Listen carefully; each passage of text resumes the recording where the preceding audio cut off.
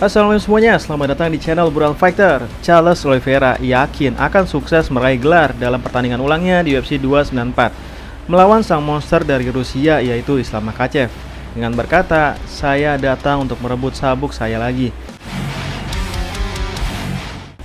Sebagai mantan juara kelas ringan yang tak terbantahkan, Charles Oliveira telah menyuarakan ketidaksenangannya dengan fakta bahwa pertandingan ulang kejuaraannya dengan Islam Makhachev yang dijadwalkan berlangsung di Abu Dhabi, Uni Emirat Arab. Namun, ia tetap yakin untuk bisa meraih tahta itu lagi dengan membalutkan sabuk juara di pinggangnya, di mana terakhir kali sabuk juara itu tersemat di pinggang Charles Oliveira adalah bulan Mei tahun 2022. Bahkan, walaupun kalah dari Islam Makhachev, Charles Oliveira masih merasa dia adalah juara kelas lightweight.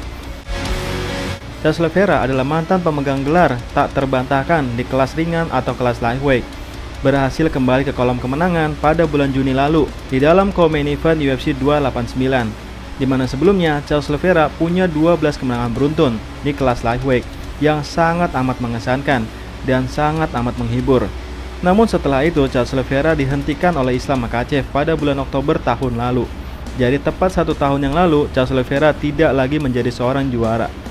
Charles Oliveira akhirnya mendapatkan kemenangan lagi, yaitu pada ronde pertama atas Beneil Dariush yang padahal sedang naik daun, di mana Charles Oliveira meraih kemenangan pertama saat bertarung di Kanada. Dan pada saat itu penonton pun bergemuruh menyambut penampilan yang sangat menghibur dari Charles Oliveira, dan semakin menghibur ketika Charles Oliveira berbicara bahasa Inggris di dalam Octagon interview.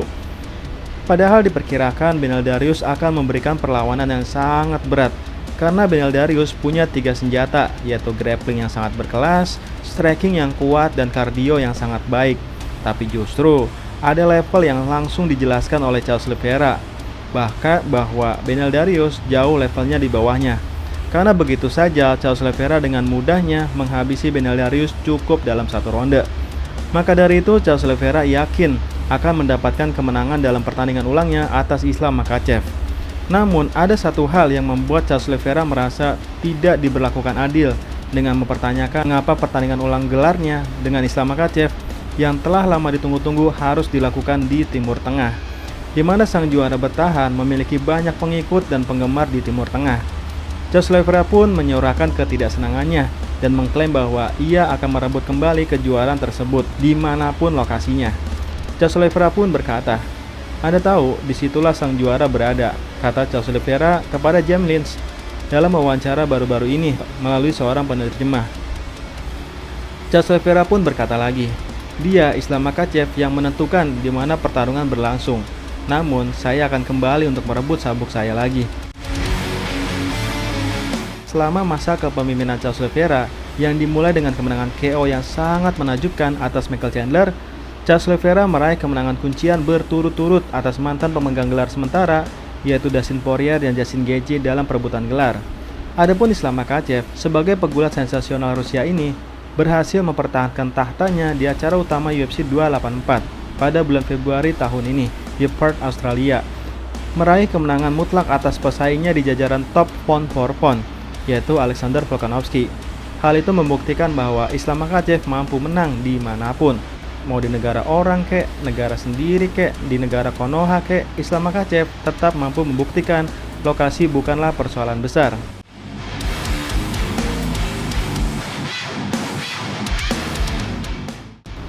Kabar selanjutnya, penguasa tahta terlama dalam sejarah One Championship yaitu Angela Lee pensiun dari MMA.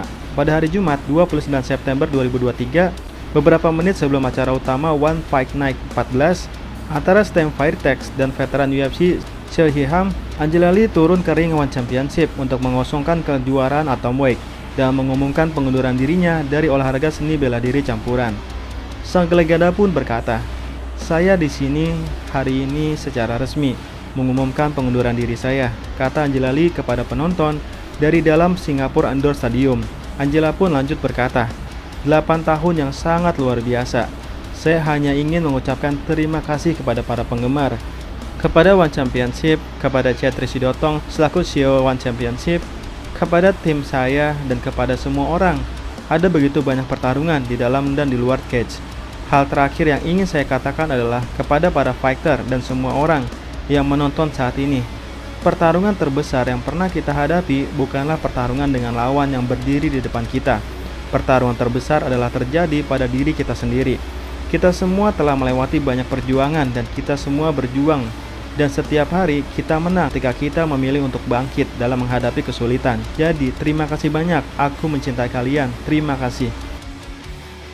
Keputusan untuk pensiun dari MMA muncul setelah Angela Lee mengungkapkan dalam sebuah esai bahwa kecelakaan mobilnya pada tahun 2017 adalah upaya bunuh diri dan bahwa adik perempuannya, Victoria Lee, bunuh diri akhir tahun lalu.